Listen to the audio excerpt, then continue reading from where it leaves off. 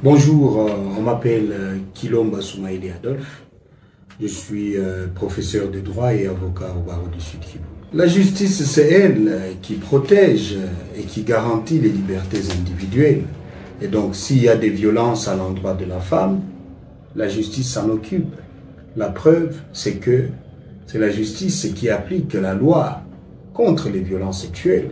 Et ça, c'est une protection particulière que le pays, l'État a accordé à la femme à travers la justice qui applique en toute rigueur ces textes de loi. Toutes ces catégories de personnes travaillent, font les plaidoyers, et font la sensibilisation. Elles diffusent les informations pour aider à changer les comportements et les habitudes en faveur de la femme, parce que notre société avait beaucoup de coutumes et ces coutumes ne favorisaient toujours pas la femme. Et donc toutes ces personnes font un travail remarquable de sensibilisation pour la promotion des droits de la femme. L'autorité doit augmenter les budgets de la justice. Les budgets, parce qu'aujourd'hui les budgets de la justice c'est 0,6% du budget global. On n'a pas construit de nouvelles infrastructures.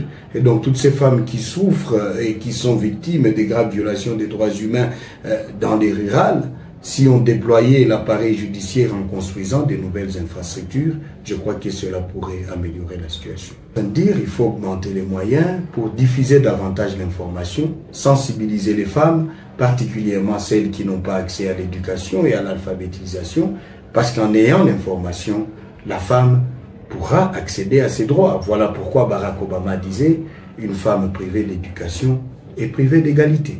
Absolument, les changements commencent par l'accès à l'information. Quand on a l'information, on peut réfléchir différemment. Quand on est informé, on peut prendre la décision de changer certaines choses. Mais sans l'information, aucun changement n'est possible.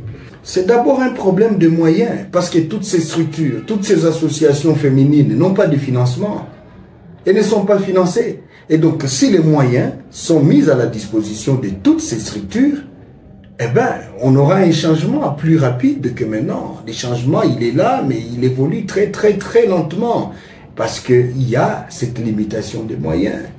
Et donc, en augmentant les moyens pour promouvoir les droits de la femme, on pourra avoir beaucoup d'associations qui vont diffuser l'information et sensibiliser. Et ce faisant, on pourra avoir un changement progressif de mentalité, de comportement par rapport aux droits de la femme. Déjà, l'appareil judiciaire est là. Et qui dit appareil judiciaire voit les parquets, il voit également la police. Et donc, les secteurs judiciaires doivent bénéficier de beaucoup de moyens par rapport à la situation actuelle, là où il n'y a que 6%, 0,6%. C'est insuffisant. Il y a des endroits où même un tribunal ne fonctionne pas. Il y a des endroits où on n'a même pas un commissariat de police. Et donc, la femme étant la plupart des fois victime, si l'État augmente les moyens dans ces secteurs de la justice, on pourrait avoir une amélioration de la qualité de vie et des conditions de vie de toutes ces femmes. La femme doit donner de la voix, briser les silences, dénoncer tous les cas de violation de ses droits.